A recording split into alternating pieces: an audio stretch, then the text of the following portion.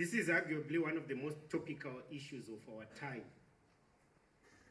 I can say worldwide, things have gone right or gone wrong, centered on media. And the people who write may know that they are actually lying. The people who write may actually know that they are actually causing commotion. They may know that they are telling the truth. They also know that they are building. So sometimes people say it's their choice. But like the Dean said, the bigger problem is society. If society shapes the media, I think the media will better shape society. Ladies and gentlemen, I am sure that you will agree with me that debates on media and spread of phobias are complicated, and that they vary from culture to culture. In this regard, let me hasten to point out that in Africa, we need to be professionally, theoretically, politically strategic, so that we define and examine the role of media in fueling or combating phobias. From our unique context, as guided by our cultural, ideological, and political values. As we engage various theories, models, policies, and strategies in the issue of media in combating phobias, I urge this meeting to critically examine how these theories, policies, models, and strategies may be relevant to our African and Zimbabwean context.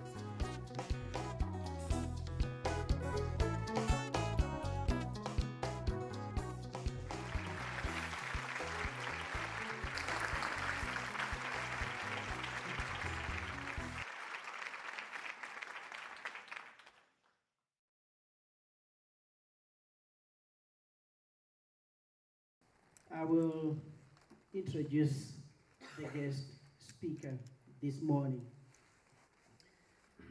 Over the years, she has held various responsibilities in the service of women, not just Zimbabwean women, but women across the globe. She served as the chairperson of Women Portfolio Caucus in Parliament, is the vice president of SADC Parliamentary Forum, chairperson of the Standing Committee of Gender Equity, Women and Women Advancement. She also chaired the Regional Women Parliamentary Caucus Committee. The guest this morning is the Minister of Information, Publicity and Broadcasting Services, as we know here today. But before holding this position, she served this nation in other capacities. She was the Minister of State for the Manicaland Province. She was the Deputy Minister of Macroeconomic Planning. At some point, she was the Deputy Minister and the Minister of Information. She was the Deputy Minister of the Public Service, Labor and Social Welfare Ministry. She is married to the Mutsvangwa family. She's a mother of 4 boys.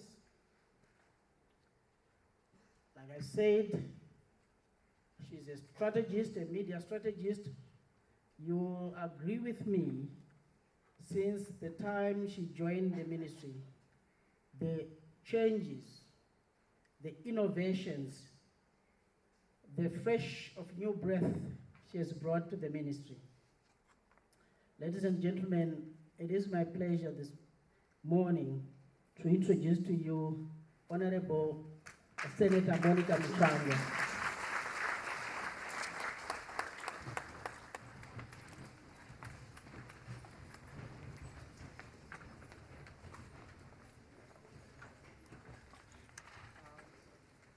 I want to thank my Chief Director in the Ministry, Mr. Gandari, for that introduction, but you were a bit hesitant. Please, let's be seated. Thank you. You were a bit hesitant to talk about the fact that I'm a woman empowerment activist. I am.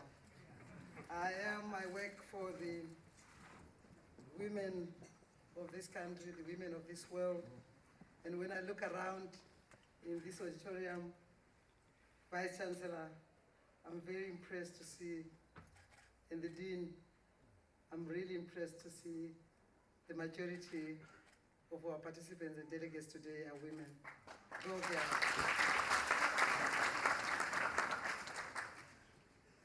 I want to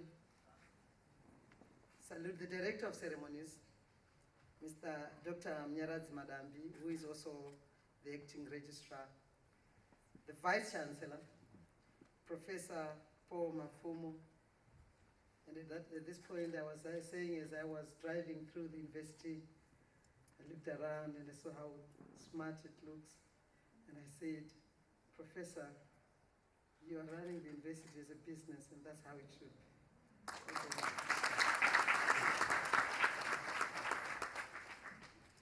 Given my background, and I'm sure you've been told, I participated in the liberation struggle and also issues of post-independence nation building efforts, where you've been told I've always, sometimes when I went to school in America where I got educated, I first of all did my business of Bachelor of Business Administration, and I did very well at New York University. And all my professors used to say, oh my goodness, you are so good. You're a very good entrepreneur. When you go back to your country, I'm sure you'll be one of the best entrepreneurs. But here I am, as a politician, Minister of Information. I did my master's in business administration.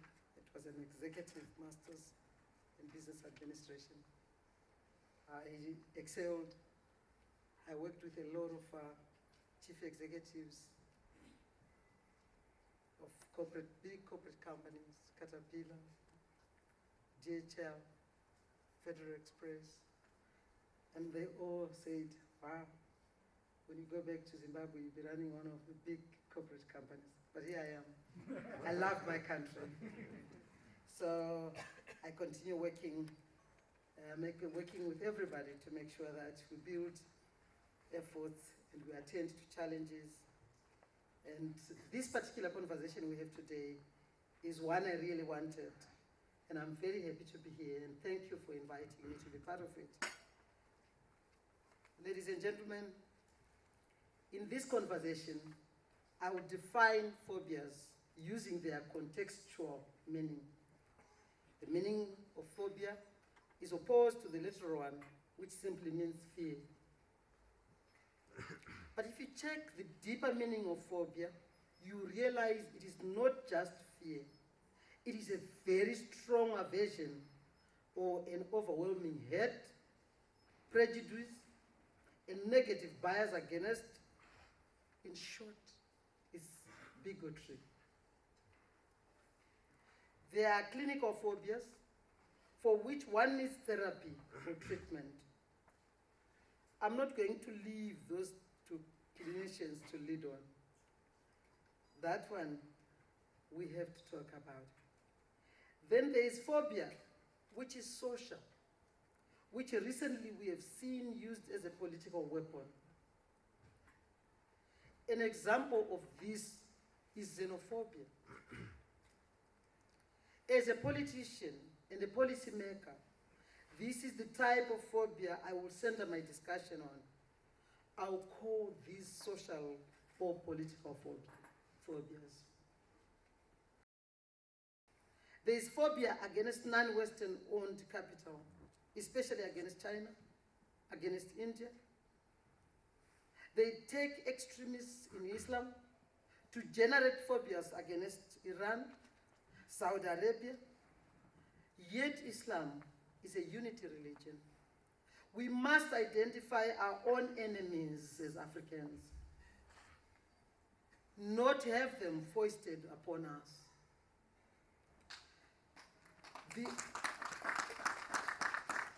The opposite to phobia is unity. When we are united, we don't fight each other. Look at what Africa achieved during the regional liberation movements. The OIU, Organization of African Union, liberated the whole of Southern Africa because Africans were united. And surely we are beneficiaries as young people who had left home at the tender age of 15. If we had not had that support, Zimbabwe would never have been independent. Our President, Dr. E.D. Mnangagwa, emphasizes that we should not leave anyone behind and no place behind. This speaks to inclusion, equity, and fairness.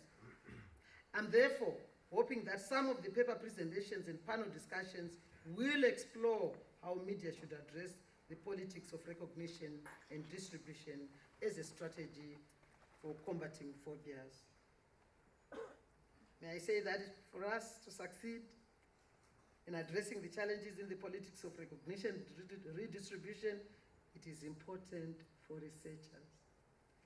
It is important for researchers and policymakers and civil society to be working in solidarity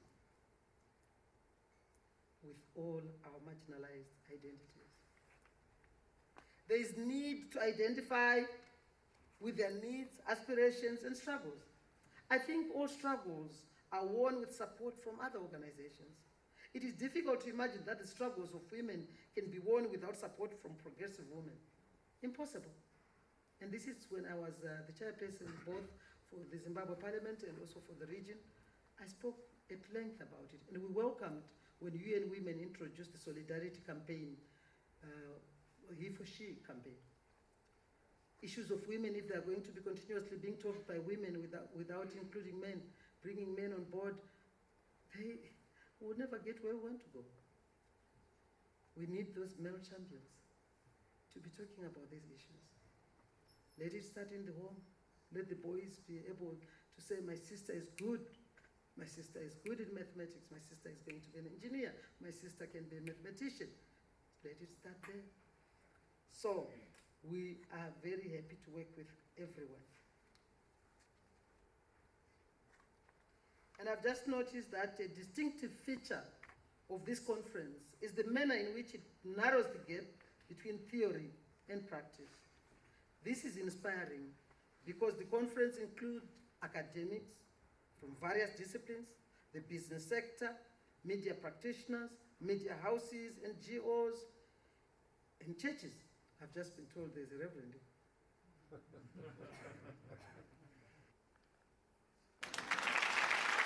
Anything I think these advocates are welcome. My question is it that determines the complex role that media plays in spreading or combating various forms of intolerance and phobias? Kungoita intolerant, kungomuona Monica kuti comrade ndotaura neuyu. Hanzi ndiwo veteran cow. What do I speak to this one? Kana kuti ndiwe party yakati ndotaure. I believe each and every one is something very important. As a senator of Manicaland province, what I value most are the people. I value what they say. I spend a lot of time listening to each and every one. No matter how old, no matter where they are, no matter because I believe each and every one was born with something which someone can learn from. I think separating theory from practice has cost us as the human race in many ways that are yet to be fully appreciated. This dichotomy has been very costly in ideological, academic, and social political terms. I'm therefore delighted that this conference challenges this dichotomy so that research informs practice and vice versa. As I end, ladies and gentlemen, allow me to conclude my speech by wishing everyone success in reflecting and elaborating on how we may collectively transform our media practices, our policies, through research, so that we may be better equipped to meet the challenges of combating phobias, to expand spaces of inclusive citizenship for everyone. I thank you. Ndatenda, siyabonga. Thank you very much.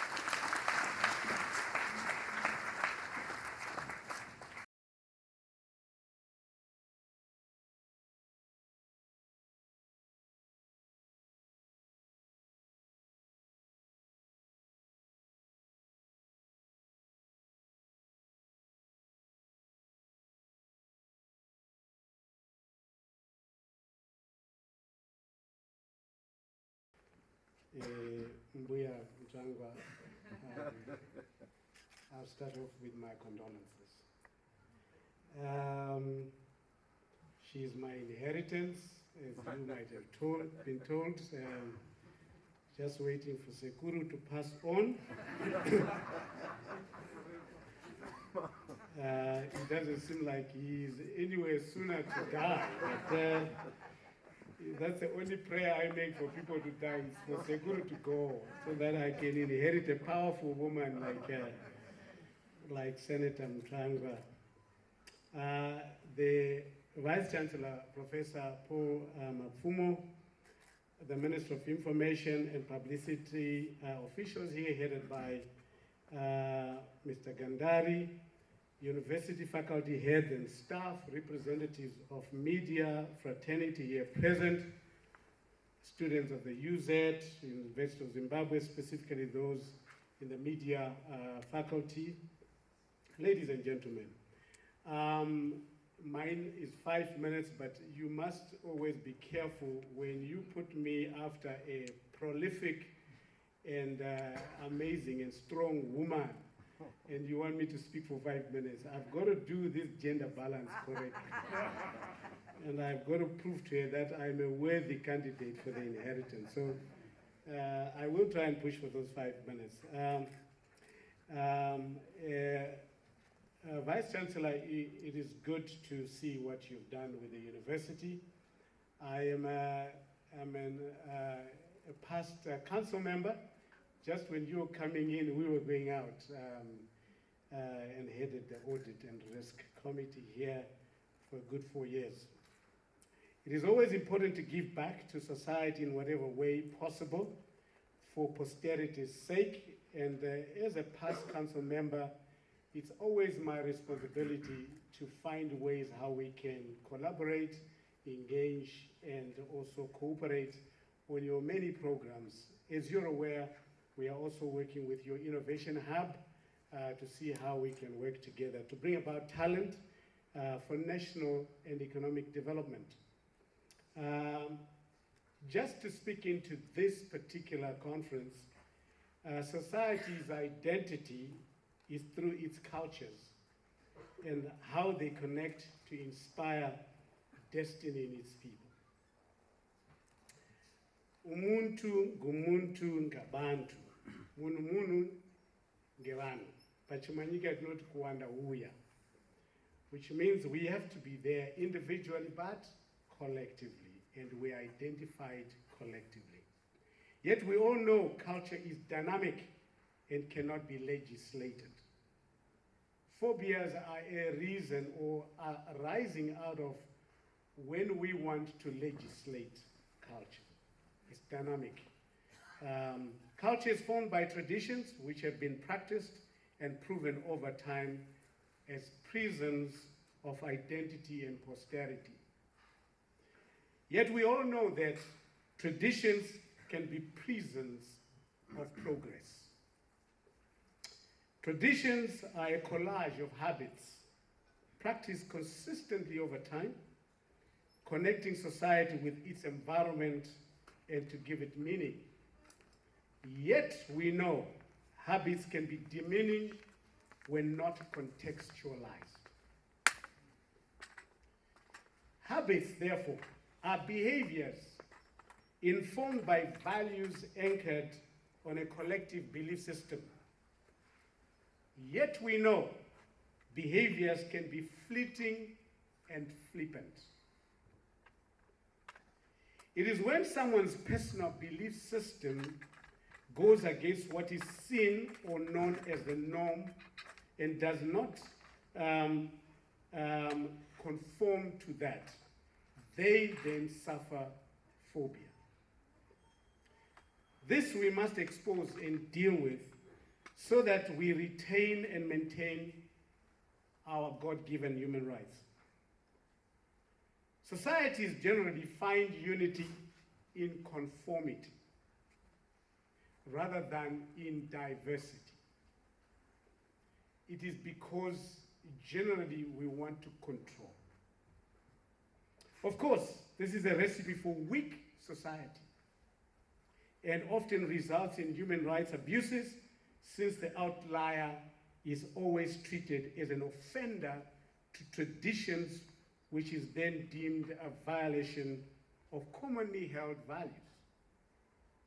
Yet we know the world as we know today was and continues to be inspired by outliers, those who go against the grain of traditions and societal norms are the ones who change the world for our betterment most often. Posterity is never found in conformity, but in diversity, which always inspires transformation. Diversity means tolerating divergent rules and norms without losing unity and progress. Phobias of any kind emanate from a shrinking mindset, and which sees control in uniformity, and conformity instead of influence, which comes through embracing diversity, which creates a healthy ecosystem of society transformation. The perpetrators of phobias are narrow-minded and insecure people who believe the world is a unipolar system which only survives when everything is only acceptable in their eyes. Minister Mtsvangwa referred to this many times, where we are caused to dance to other people's tunes instead of creating our own rhythm and tune. Zimbabwe has become a melting pot of some of these phobias because we have outlawed diversity in our own behaviors and criminalized differences whilst punishing divergent views amongst ourselves, in our communities, in our families, in our churches. This has been characterized by toxicity and polarity we are currently experiencing. This has been due to a power imbalance and values conflict between those in authority and power and those that are being ruled and under authority. We must graduate from the golden rule, which says, do unto others what you want them to do unto you. And to graduate this to a platinum rule. I give you a new rule today. Do unto others how they want to be treated. Simple. Let me end by quoting scripture as a marketplace apostle. Research shows that 84% of Zimbabweans are Christian or have been brought about in a Christian background. Yet, we have become enemies to each other against scriptural norms.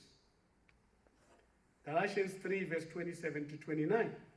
For as many of you as were baptized into Christ have put on Christ, there is neither Jew nor Gentile, there is neither slave nor free, there is neither male nor female, for you're all one in Christ Jesus. And if you are Christ, then you are Abraham's seed and heirs according to the promise. That means we should never highlight our differences. We should embrace them. 1 Corinthians 9, 19 to 22.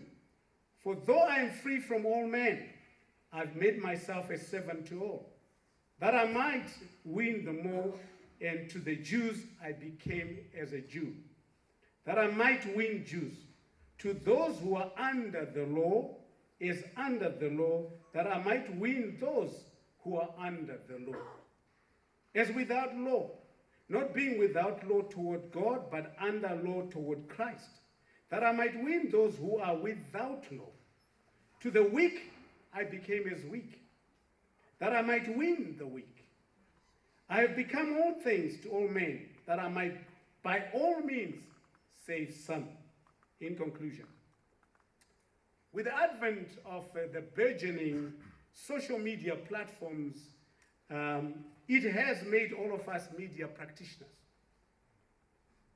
And therefore, we all have to report and comment responsibly whenever we participate in any public discourse, so we foster tolerance, diversity, and unity. God bless you all.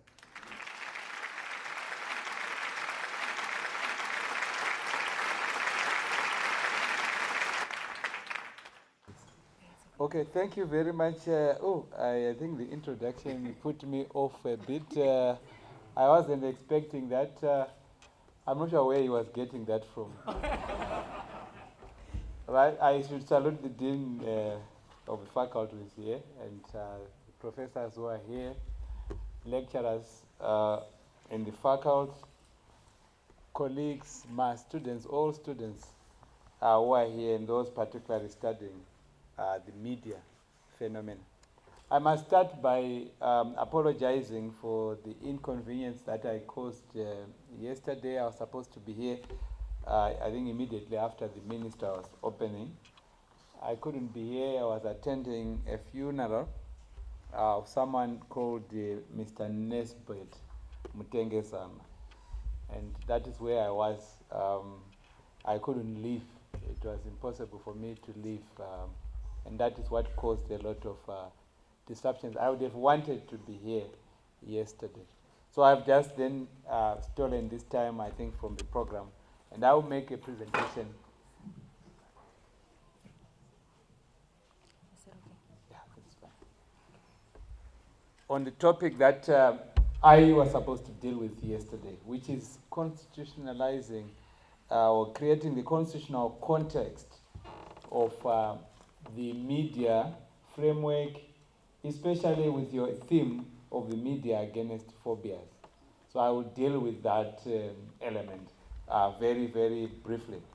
But then, unlike some of the presentations I do, sometimes I get to the presentation without carrying anything with me. But today I decided that I should carry the Constitution and at least show you. I think it is important that you all have an idea of what the constitutional booklet looks like.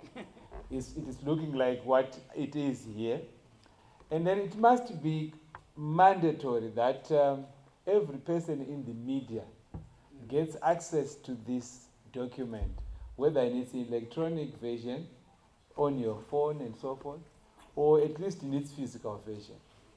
I'm very impressed by the media experts who will be lawyers, like the person who introduced me here, Dr. Ruhani.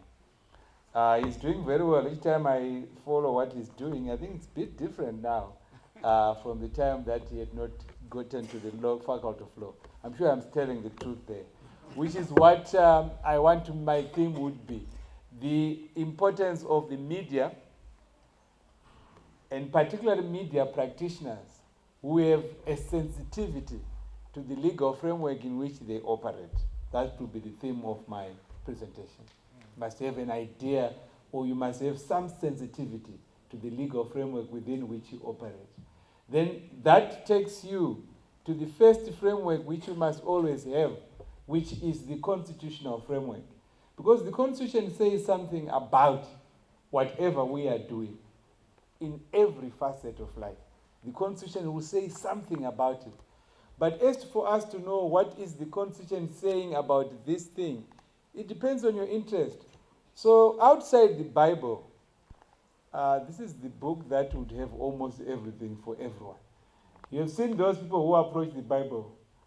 If they want to marry more than 10 wives, they will get some verse somewhere which says that it is allowed by God. All right? If they want to do anything, even to be dishonest, they will find a verse that justifies that. And then they want to kill. They will find a verse that justifies that. That's what they've been doing with the Bible, many people. And it's very difficult to get around that. Now, the Constitution is not necessarily like that, but it's somewhat close to that. It is very close to that. You get to the Constitution, and you want to ask yourself, what does it say about this thing? You may find that either it supports or it is against what you are about to do. So my starting presentation is that just get yourself familiar with the constitutional framework. And then what does it do? If you want to look at prohibitions, I'll get into that just very, very briefly. But my first and foremost theme for this conference is media practitioners, media students, media academics must start from the Constitution. Because it is the Constitution that creates a framework. And I want to read some section in the Constitution, where the Constitution was written by people that may not understand what happens in the media. People who may not even appreciate the kind of rights that you might want to get. They will write their own understanding, or they can write with their own phobias. That's what happens there. You write with your own mentality, which is uninitiated. But at the end, you have a constitution as it stands. And I will read the section that is relevant, not the section that I want to pick on. I don't want to use the word relevant, that would be misleading. You will be able to get to it yourself. So when you get the Constitution, you start by section 61 of the Constitution. Section 61. Now, the Constitution has sections. I think Dr. Ruanya was referring to the book and other things that talk about what law is, what law is not. But I'll start from section 61 and I'll get back to the others. Now, what is a section in a constitution? A section in a constitution is just a component. The people who decided long back to make laws, they made a decision that laws would not just be written continuously. You would break the law into, small portions. Every provision that you are saying, every rule, you would number it on its own. So a section now in a constitution deals with a number of themes. So you put together the things that deal with a particular subject matter. So in our constitution, we have a chapter which is a subdivision of the Constitution that deals with what you call rights of people, rights of institutions. These rights are given in the Constitution so that they are exercised by those who would want to exercise them. You are allowed to have a right and not to exercise it. It's allowed. Say, this is your right, you are entitled to do this. And then you say, I'm not interested in doing it, but I am entitled to it. That's what the Constitution does. So section 61, I will read it for the point that I want to make. It says, number 1, number 2, up to 5. So a section would be the broad thing. The subdivisions, they are called subsections. If you subdivide a subsection, it is called a paragraph. And then if you subdivide a paragraph, it is called a subparagraph. And then the broader group in which those sections exist is called a chapter. So the Constitution would have, we can say, 5 components. It has chapters, means broad divisions within it. Then within a chapter, we have sections. Then within a section, we have a subsection. And then within a subsection, you have a paragraph. Within a paragraph, you have a sub-paragraph.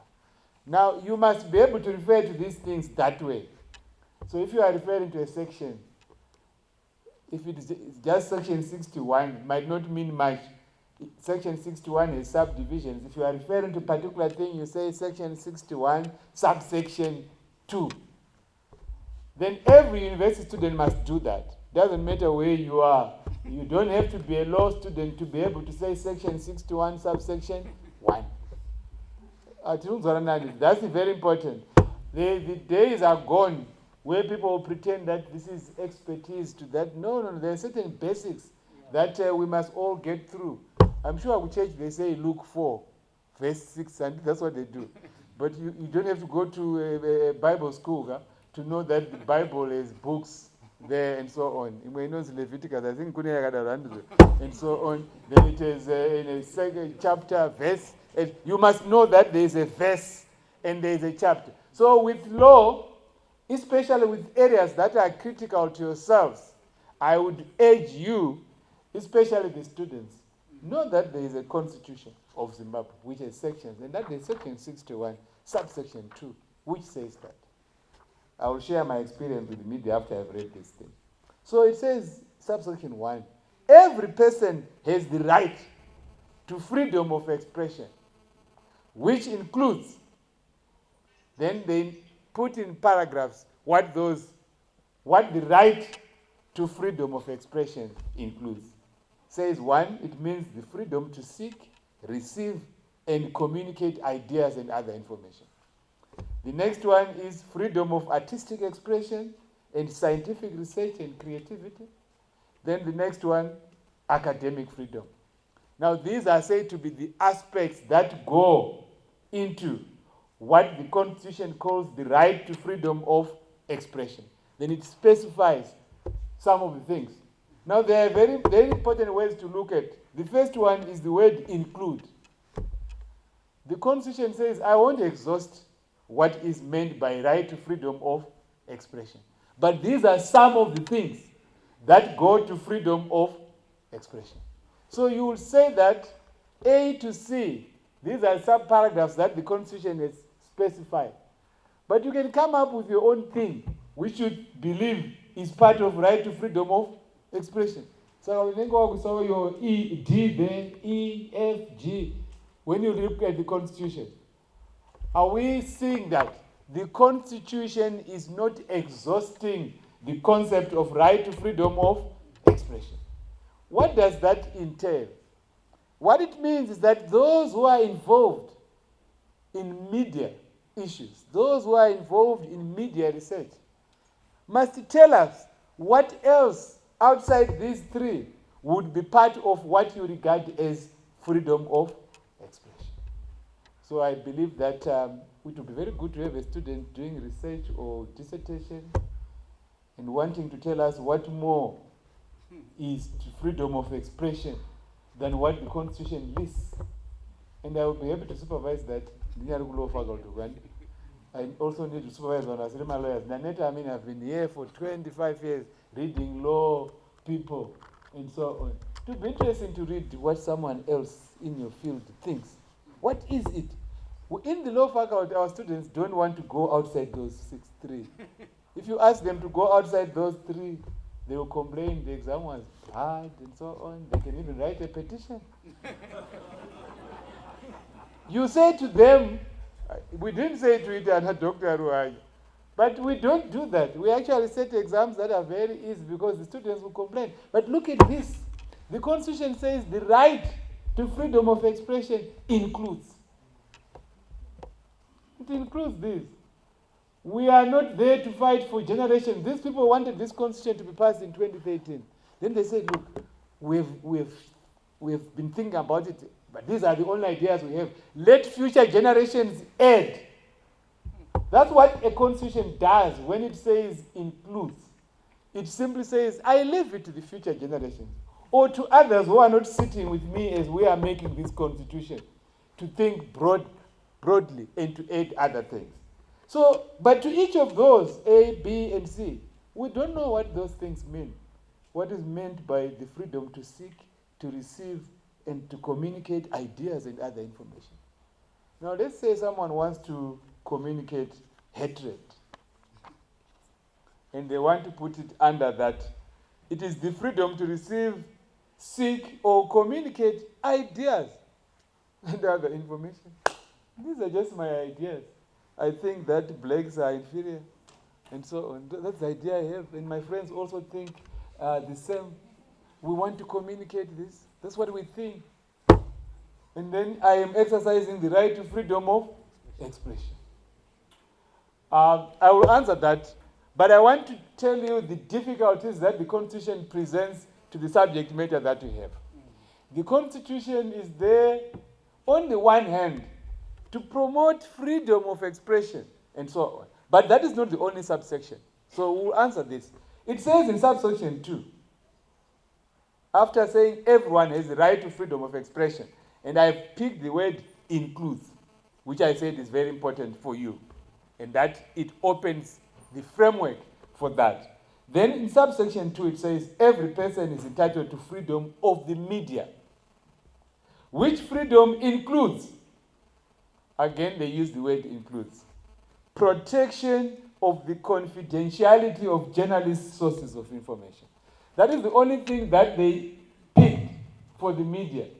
I'm sure they could have added other things, which are included under the freedom of the media.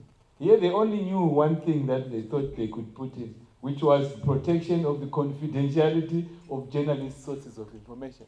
If you get another opportunity to do a constitution, I'm sure you will list other things here, which you want to be protected. Then they go on and say that broadcasting and other electronic media have the freedom of establishment, and then they list that, and they go on. Then they regulate all state-owned media. So they leave other media and then go to the state-owned media for specific regulation. So they tell us that it must be impartial, it must be free to determine independently its editorial content, it must afford fair opportunity, meaning that if you are not a state-owned media, you enjoy those rights without this regulation. You may not need to be independent. Constitutional. The Constitution does not command you to be independent.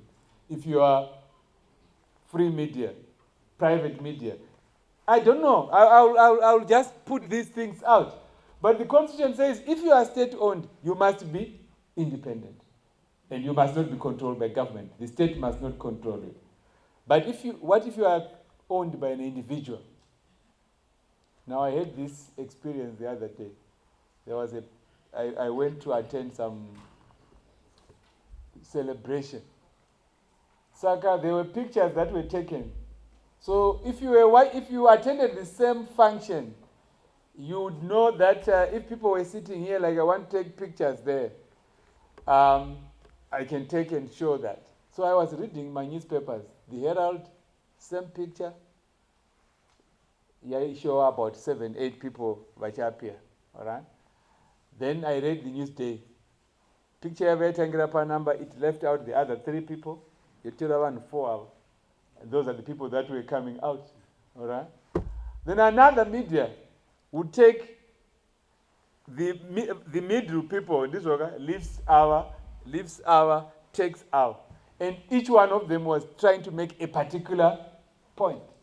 Now, the only one you could have criticized constitutionally easily would have been the Herald. In a state-owned media. So you should do your pictures this way. But the others were also playing to their own interests under freedom of expression. Then finally, Section 61 has subsection 5, which is relevant for your conference.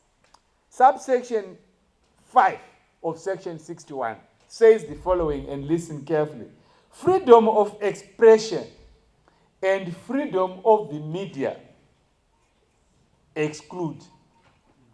Where includes, and you can add other things, but there are certain things which you cannot add, which are excluded. And these are 4 that are listed by the Constitution. The first one is that it excludes A, incitement to violence. Oh, it's there, Andre. Excellent, good. Freedom of expression there, all right? Incitement to violence, advocacy of hatred or hate speech, malicious injury to a person's reputation or dignity, or malicious or unwarranted breach of a person's right to privacy. Now, those 4 are not part of freedom of expression and freedom of the media, according to the Constitution. So what does this mean? Coming to the subject matter of your conference. Many of the things that you were criticizing that you would say this should not happen and the media must be on its guard against phobias of all varieties. There may be, can we have that thing again? That section 61, subsection 5. Now it will depend on the one that you take there. I think B says that freedom of expression and freedom of the media excludes advocates of hatred or hate speech. If you want to characterize some of the phobias as hatred, all right, or falling within that categorization, then no one can use freedom of expression to promote those kind of things, or to speak out, or to do certain things that would clearly undermine the dignity and integrity of others. But you have the other one which says malicious injury to a person's reputation or dignity. It depends on what interpretation you give to that expression. Then, of course, incitement to violence means something different, but it can mean whatever we want it to mean. If you do certain things that are deemed to be likely to lead to disorder, even within the world that we are discussing at this conference, it might also be put under the categorization of incitement to violence. Now, the conclusion we must arrive at looking at the Constitution, Section 61, is that the Constitution does promote freedom of expression, which can simply mean anything which we imaginatively can include under freedom of expression, provided we don't cross the line in Section 61, subsection 5. That is for the Constitution. But can I put a point which is relevant? Is the Constitution the only source of standards that we ought to follow? That's the question. It is the Constitution that tells us that this shall not be freedom of expression. It is excluded. What if I think that advocates of hatred, if I so believe that it is necessary that certain people will be hated, I think it's possible, all right? If I feel that that's what I want to do, what is wrong with it? Clearly, the Constitution says that cannot be done. No doubt about it. So if we are speaking Constitution, you cannot do it according to the Constitution. But my question is the Constitution the only standard that we use? I'm sure it's one of many standards. The Constitution has only one characteristic. It is a legal standard. It is the law. But there's nothing to stop you operating outside the law. The only consequence for operating outside the law is that there are certain consequences that may be drastic, that may be bad for those who breach the law. But if you are able to survive those consequences, there's nothing wrong with a person living outside the law if you are able to survive the consequences of living outside the law. Now, most of you here, I think you need to get that. I don't want to take a lot of time, but I want that also to remain with you. The law is not the only thing in this world. The law is merely a component of those rules and standards that regulate the way we live and the way we ought to live. And the law, he has already taken those words out of me. The law's characteristic is that the state will come in and enforce it. If the state says this does not include freedom of expression, and you do it, and the state feels that they don't want it, they are allowed by the Constitution to deal with that. But the state does not always follow up those people who go outside the law. It's not simply practicable. If you go, I think most of you don't stay on campus. When you live here around 5, 6, you've seen chaos here, traffic, and no police officer, no nothing. The person is driving the way they want. And one will drive it this way, one will drive it that way. No one to arrest them. Those who want to get home earlier than others, they'll break my traffic rules and so on, and they get away with it. No one is there to arrest them or police them. If you arrest many of them, you may actually be in trouble. You are aware of this, aren't you? There are so many lawbreakers who it is actually costly for the state to try and bring them to to the legal standard. But why I'm asking the question whether the legal standard is the only standard, I want you to engage in a situation where you find the legal standard inadequate. Don't break the standard, but join those who advocate for ensuring that the law is changed to reflect the standards that you think are relevant. That was my second theme. I don't get it around. In this country, many of times people don't fight for ensuring that things are better, laws are better, the constitution is better, the environment is better in terms of the rules that you get. So a good media practitioner is one who knows what the rules say, number one. And then also knows what the rules do not say, number two. You must know what the rules say, you must know what they do not say, and then three, you must know what they ought to say but are not saying. Is that difficult for you as a media practitioner? As a student, you must know that, look, this is what is in the Constitution. The Constitution does not say this. I feel it must say this. And I am among those who would want it to say that. And I advocate for an expansion of Section 68, for example, Section 61, for example, because there are so many other places in the Constitution which are relevant. Now, what has been my experience with the media practitioners in this country? Oh, and I want to say it here. So I think all students here doing the media or what?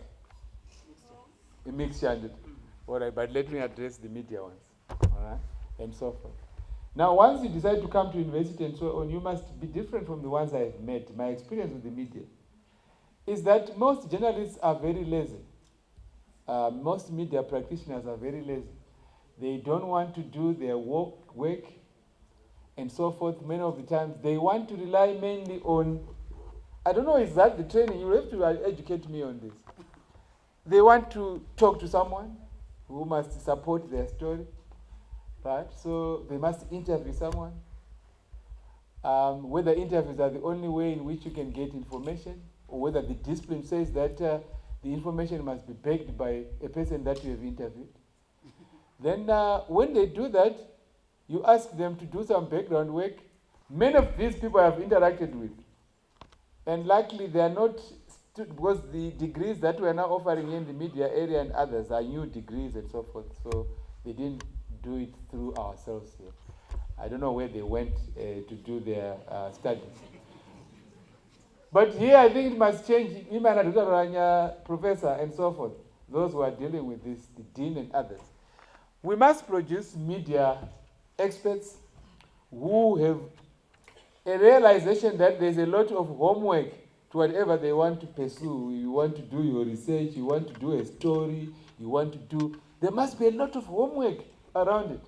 So as a media person must have the Constitution. Outside lawyers, the next group of people who must be familiar with this thing must be media practitioners. That's my thesis. Is that clear? Outside lawyers, they are. Because they are the most. Lawyers are there to defend people in the courts and so on. But those who have an interface daily, every minute with the public are the media people. We rely on the media over almost everything. We are not social media, nothing but the media. But there's a lot of ignorance circulating there. Yeah. And that ignorance comes from the fact that the current crop of many of the experts do not want to do what I've said. I have used the word which is bad. Now my relationship with them, all people that interview me on the Constitution, they now know that before they ask me a question, they must be armed with the Constitution. That's what I've done. So if you ask every journalist, doesn't matter whether they're in the public media or they are in the private media.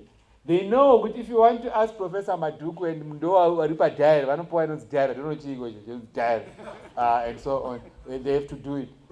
I was like, Prof, the Constitution, I have a few questions to ask.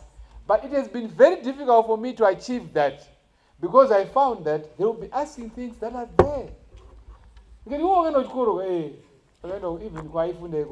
think they were So open, before you ask me, let's look at section 61. And then he says that, it's there. But this was something, you should ask me a question on the basis of, well, this is the story, but I see that in section 61 there is this thing. Now my question is that not sensible enough? My question is, it comes from the fact that, Professor, I've read the Constitution, and I find that there is a provision in the Constitution that says this. And I'm investigating this, or I'm doing a story on this. Now my query is, I am seeking your comment on this particular thing. Then it makes a lot of sense. Because there are so many journalists now and saying, your story has to be published because I was talking to Professor Madhuku. It's happening in the media there. No, story yangu haina Buddha. No, you have to go and apana Professor Madhuku pa quotation. No, it's not necessary. And so on. Get to that. Now, this is important because you then discover, if you are in the media and you are looking at the constitutional context of our conference, and my contribution to it is simple. Let's arm ourselves with the Constitution. The Constitution does give us a lot of signposts, but it does not say everything. The Constitution leaves room for your imagination. That's what it does. Whenever it says includes, it leaves room for your imagination. If your imagination is not excluded by section 61, subsection 5, then you have the whole world before you. You just do as you please. And I think that will give us a much better environment than what we have been used to. And I want to encourage you with what I've seen on the program. Continue on this path is quite useful. And Nina, I always want to come. So Msanetse, I'll always be there to attend to these things, subject, of course, to the pressure of those who are phoning me. Thank you very much. I think that's the presentation I wanted to give.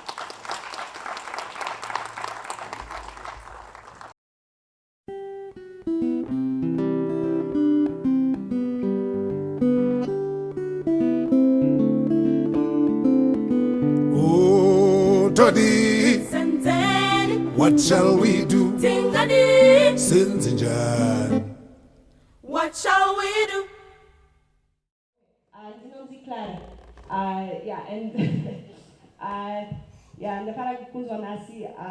I saw you Pekutanga 10 years ago. 10 years ago, I think. I just happened to be passing through and you happened to be giving a presentation and you spoke very movingly about love and the law of, how that's the overlaw, and I was very moved, and I have remembered it, so thank you for that. So for me, over the years, in Poland, and we are very proud of our constitution. Very few people know, but we actually have the second constitution that was ever written in Poland was written in Poland. Our Constitution Day, which is more important than our Independence Day, is May 3rd. The tragedy is that shortly after our Constitution was written, we were invaded, colonized, cut up into pieces, and we ceased to exist for over 200 years. So that is also why in Poland we are very, very committed to our Constitution. However, in my life, I've seen that it doesn't work, the law, I'm sorry to say. When, as you were speaking, I was thinking of an old joke. I don't know if it's a legal joke or what it is exactly, but it's an old joke about how it's a European joke. So they say, in Britain, everything is allowed except for that which is not allowed. In Germany, everything is not allowed except for that which is allowed. In France, everything is allowed, even that which is not allowed. And in Russia, everything is not allowed, even that which is allowed. And I think that joke, it kind of gives a good idea of how every place that you're at, there are so many other laws operating. And there's also, for us who are trying to create something, the place that I've come to as a creator, is that in fact the principles of Chivano make a lot of sense here. They're very pragmatic. Then Dr. Maronge's question, it's a very important one. You are saying that when it also applies to what she was saying, the joke that she created, I think it arises there. When you look at the law and then you think that the law is flexible, it can allow me to do this, it can allow me to exercise that right, but that is not what steps, that's the way you've asked your question, what steps do I follow? This is a general question of what do you generally do in life. When people operate, they don't operate by looking at the law. So if you feel that whatever you imagine is allowed, you just do it. That's the answer. There's no other answer. In fact,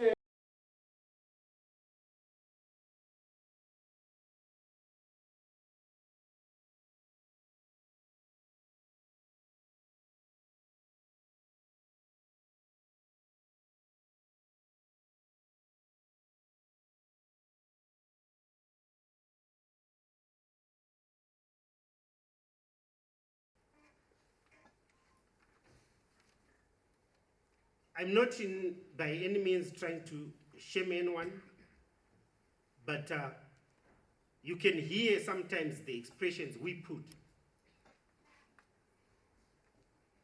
and say, agoni kuverenga ibofu.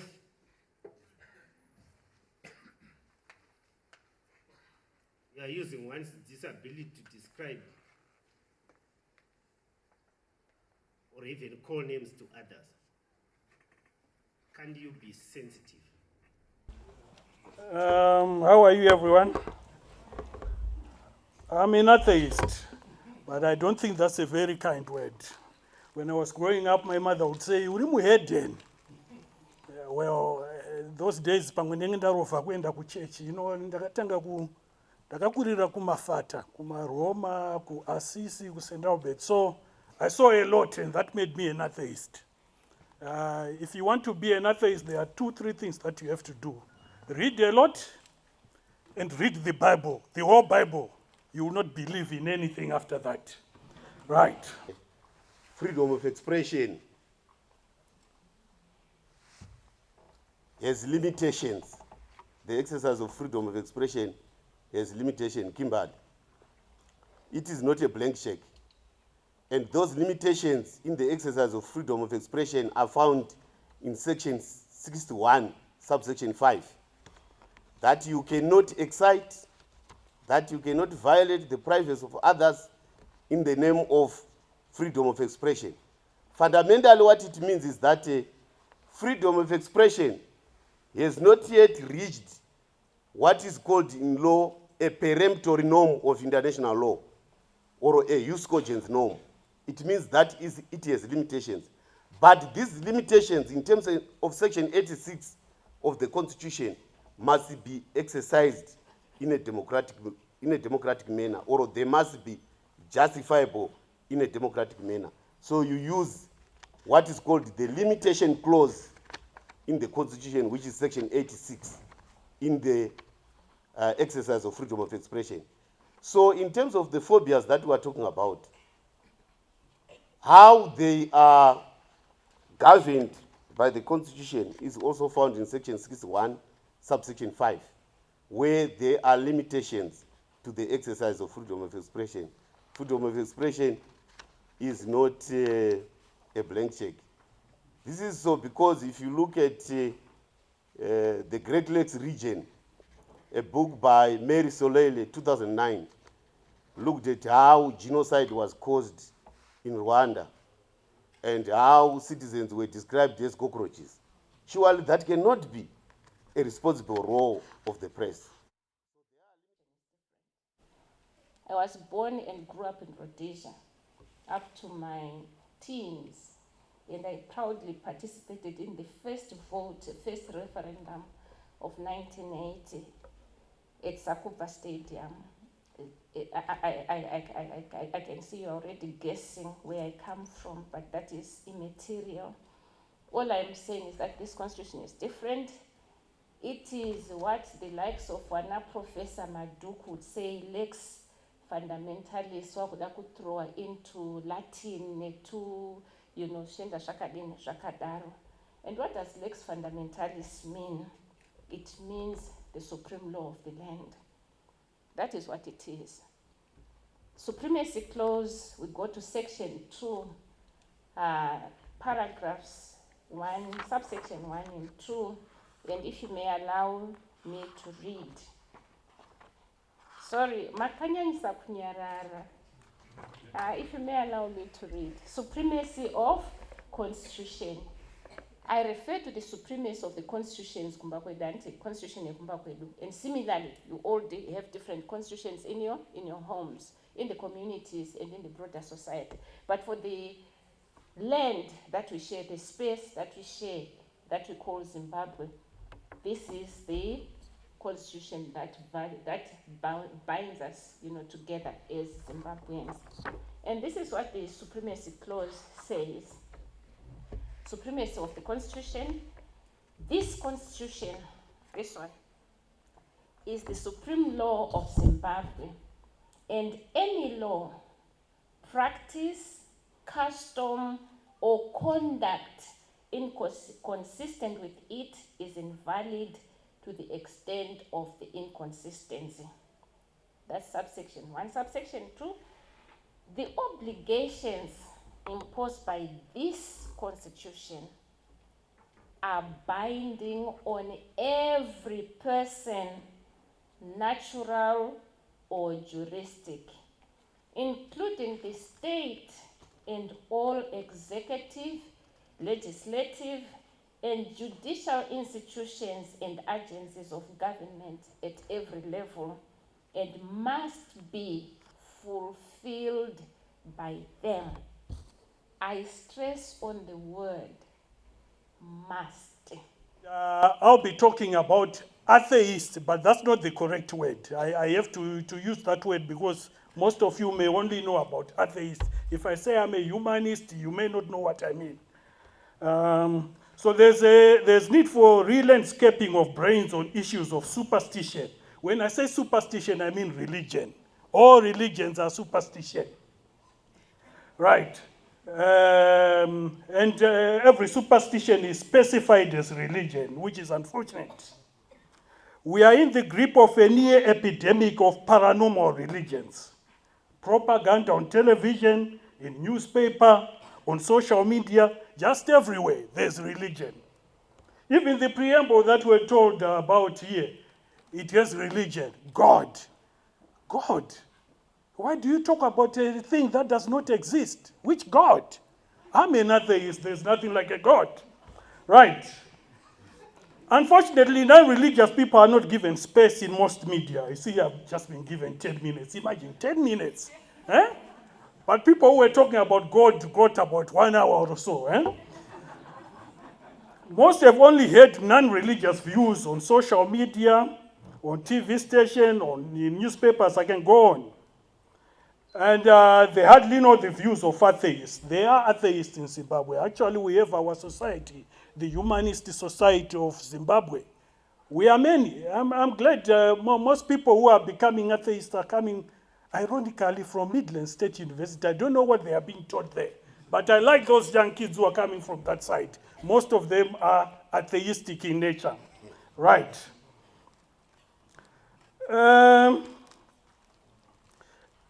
The reason why religions hate atheists is because most religions are very fragile. Their foundations can easily fall with the slightest whiff of common sense. If we were to discuss, let's say, Genesis, from Genesis to Revelations, almost every line is something that I can tell you about that is very wrong. The whole Bible. In the beginning, God made. How can you say in the beginning, God made? Where was he? That's not the beginning. Where was he making it from? Okay? All those people, all those things are not talked about. Right. So, religions are trying to drag us back to the Dark Ages. You know, the Dark Ages, that was that period where if you were non-religious, you were killed. You were killed for not going to church, for not believing in Christianity. That was Christianity then. All these crimes you are giving to Islam these days, they started with Christianity. Right. So it is unfortunate that the media has continuously shielded religions from being interrogated. The non-religious have been ignored many a time in preference of the religious. Well, someone to claim atheism is a religion, well, but that is more like claiming baldness is a hair color. Atheism is not a religion. A radio off is not a radio channel. Not playing soccer should not be labeled as soccer. Okay? Not having an email is not an email address. So why should you say atheism is a religion? Interestingly, in the beginning, the Christians themselves were called atheists because the time the Christianity started, there were several religions that had many gods.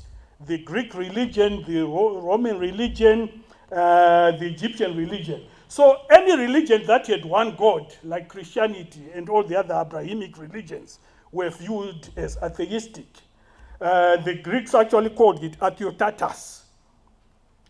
They were persecuted by the Roman government, which labeled them atheists.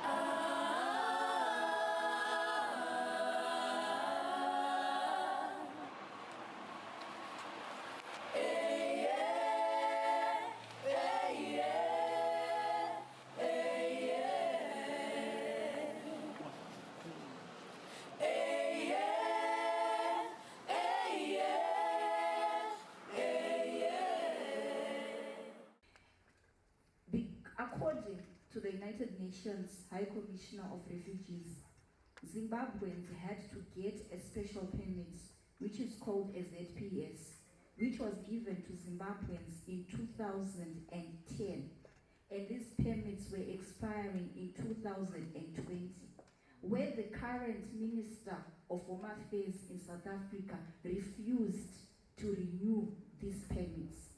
What did these permits give to the economic refugees in South Africa as Zimbabweans? We are allowed to go to school. We are allowed to work. We are allowed health facilities. We are even allowed to own businesses and own banks. Simple, we were legal, as long as you possessed that ZPS. For people to get those ZPS, if your journalism is correct, the Zimbabwean government sent people from Kwati building who went to South Africa to document Zimbabweans. People were given passports, people were given birth certificates in South Africa so that they could get this special permit. Meaning this was an arrangement between our government and the South African government. The others that are coming illegal, that's another issue. But for those with these permits, when the government refused to renew the permits, what's going to happen to us? Because according to the laws of South Africa, I think my learned colleague can assist. If you stay for more than 5 years as a refugee, automatically you're supposed to be a permanent resident of South Africa, or you're supposed to be given citizenship, something which the South African government refused to do. Now, coming to the issue of Nyati, he's not the first Zimbabwean. He has made headlines. But prior, if your investigation journalism, something that I feel journalists are failing us here. There was an issue that happened earlier where truck drivers were being attacked and being burnt in their trucks. This happened in Durban. This was a smoke screen to show that we as Zimbabweans, we are no longer safe in South Africa. So as journalists, you're not supposed to take sides. You're supposed to say the truth as it is. Now you're talking about parliament that's worried about the YOLO ties, but you're the ones who are supposed to bring these matters to us and challenge them. You are going between people. I don't have access to the Minister of Information and Publicity, but you as a journalist can write an article that's in accordance with the ethics of your profession. So what are you doing? Thank you. Why are you lying? I want to finish. We don't have a lot of time. I said I was on time. The last point. Okay, I'll give you.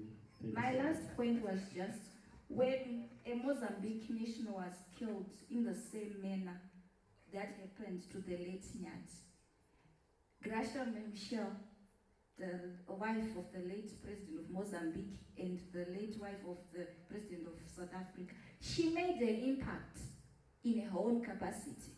She actually went and buried that national back home. They made noise. So I think as journalists, you need to bring the politicians to account and keep us informed. We cannot go to South Africa. You are our voice. Thank you. Or bypassing a certain point that we are not looking at. The capitalistic view of the whole situation.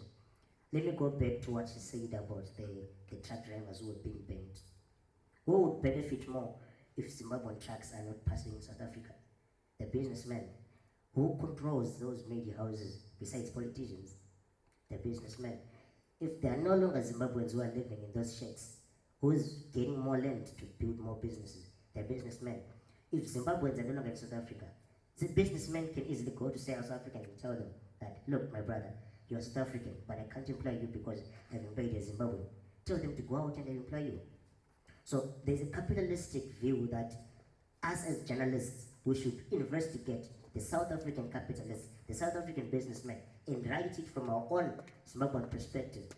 And of course we can blame the politicians, but for me I think if we attack the side of those businessmen, the people that benefit more with the whole thing. Because why would Nigerians ban South African buildings in Nigeria? Which politician is going to be hurt by that? Nobody. But which businessman is going to be hurt? The one who influenced it first in their South African home. Media and the different platforms, Instagram, Twitter, Facebook. I don't think artists now are more free to express themselves than being used for propaganda. Because now it's hardly where artists or authors are put to book because they've expressed themselves freely. Because over the years we have had incidences whereby authors have used pseudonyms for their different publications, still maintaining their individuality, creativity, and talent.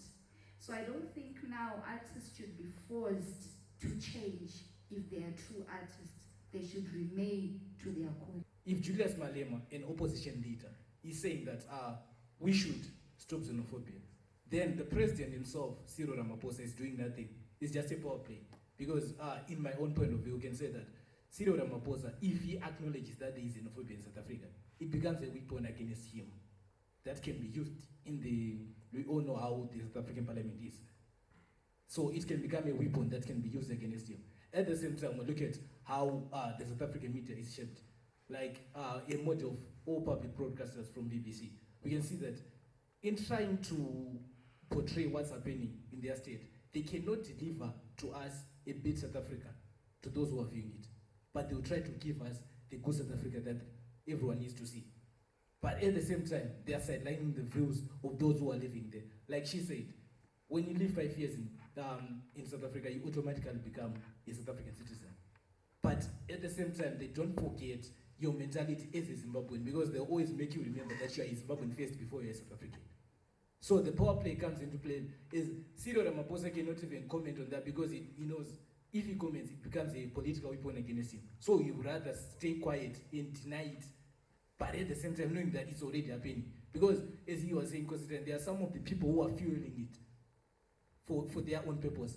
And the second concept that we can give also is we are having a post-apartheid drama, like Leo said. Because as we are looking at apartheid, it was the white man who was in power before the black man. Now the black man is in power. Then comes another black man who wants to take the power that you have. What do? You better retaliate and protect the power that you already have. So the better sense that the South African can do, they can rather chase Zimbabweans out. Even if they don't do anything in South Africa, they will chase us out only because they think we're there to take our power. Because this is being fueled by... So when your very critical book was put on the syllabus, there is even a whole passage that says, Makona State House, do you know president when you... What was your relationship with your literature that seemed not to harness the nation in the direction of the establishment? It seemed not to harness the nation in the direction that the establishment wanted. Were you ever harassed? Were you ever terrified? Please let us share your experiences. To be honest, I've been asked this question on so many occasions. Have you ever been in trouble for publishing or writing Mapfumo? Never. Never, never. I guess maybe it is because of employing madness as a literary device. I could always say it wasn't me, like Shaggy. This guy has certain mental problems. This is why he's saying and seeing all the things that he's seeing and saying. So I guess it was probably, a very, more like Hamlet, actually. You seem to be suggesting that you may have succeeded by using, as it were, an unreliable narrator. Now, I go to this other question. As an author, when you read and reread your work, long after it has been published, have you noted any phobias that may be hidden in your work? Do you think you have phobias as an artist? Certainly, I can say after Mapfumo, I became more conscious of who I am as a creative person. Yes. All the questions, all the attention. So suddenly you are trying to write, but you are aware that you are no longer writing for 5, 10 people, but you are writing for the nation. And then the phobias then start coming in the sense that you start, thinking like the whole nation.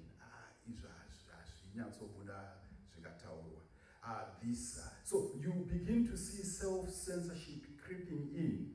Then of course, when I wrote Mapfumo, I was not yet married. But when you become a family man, there's also another layer of censorship, where, your wife can read what you've written.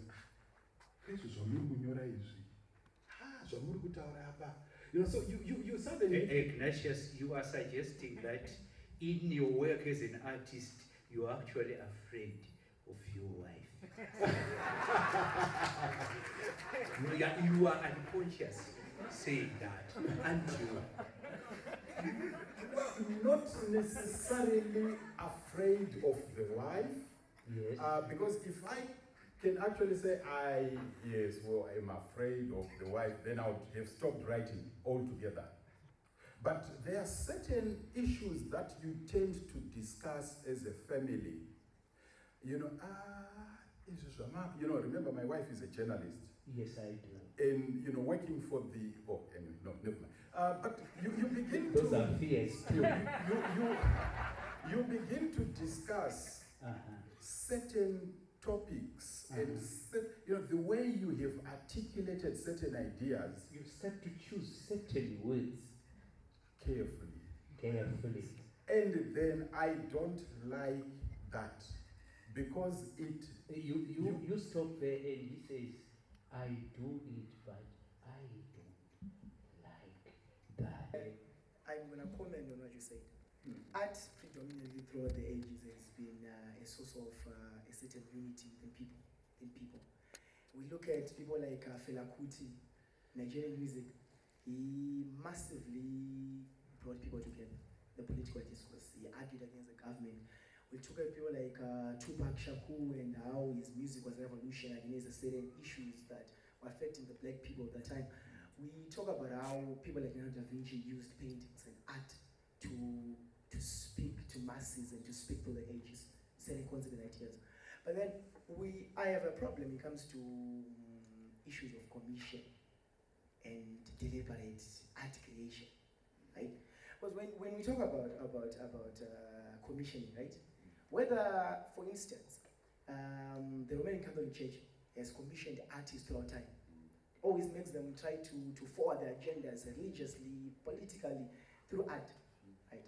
There are people that view these things as not going through the ages because they were much commissioned and they were much affected by certain ideas of certain people that want to forward certain agendas. But then you bring in people like Marichel, who say that in his letter, Samantha speaks about how at some point in another life he envisions himself as a man who was attacked, burned and grilled for being a poet who lambasted the king, right? People that believe liberal art is supposed to fly and have wings, right? Now I have an issue. You talk about Kema Boys and said you constantly sing to Kema Boys because it's been relayed over and over and over in your mind, right? So here's my question.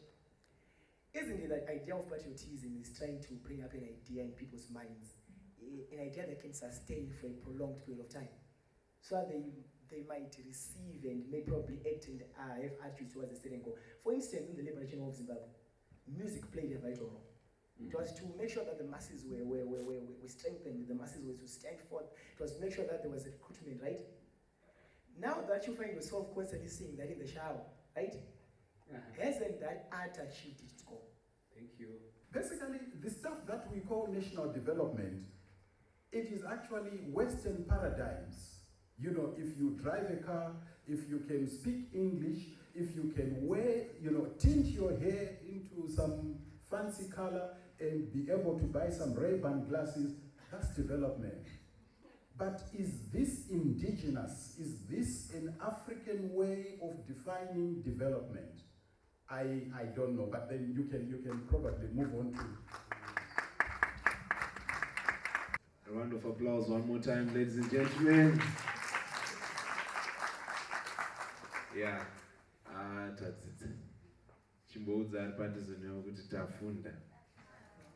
beautiful. Thank you so much, vanoremekedzwa vedu nenguva yakanaka kudai. Allow me at this point in time not to waste much of your time because of the day that's just going into its mother. Allow me to welcome on our closing remarks, all the way representing the department, Creative Media and Communication Department, where I come from as well, was none other than Mem Mukarichi. A round of applause to her. All right, yes, it has become urgent that we go home. All right, so thank you so much for everyone who has joined us for the Media Against Phobias conference. We really value your support and your contributions today. Okay, and then I'll close with a quote from Jessica Origliasso, which says, "Anyone that continues to spread hate or fear or judgment or phobias doesn't deserve a platform." Thank you so much.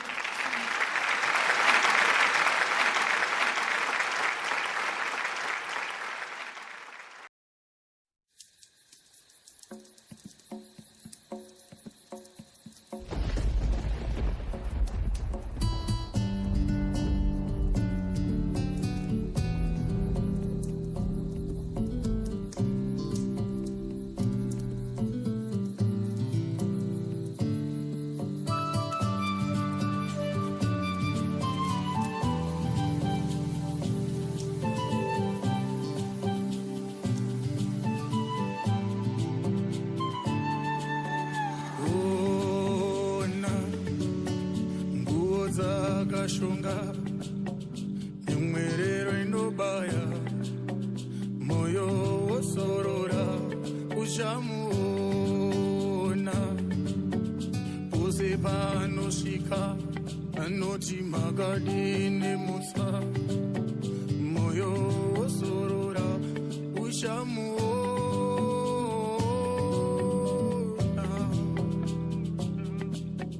achityora musura moyo wosorora uchamuona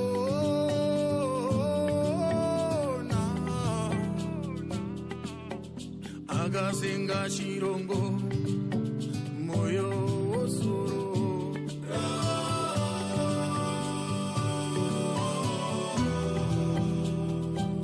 uyo akasunga chungu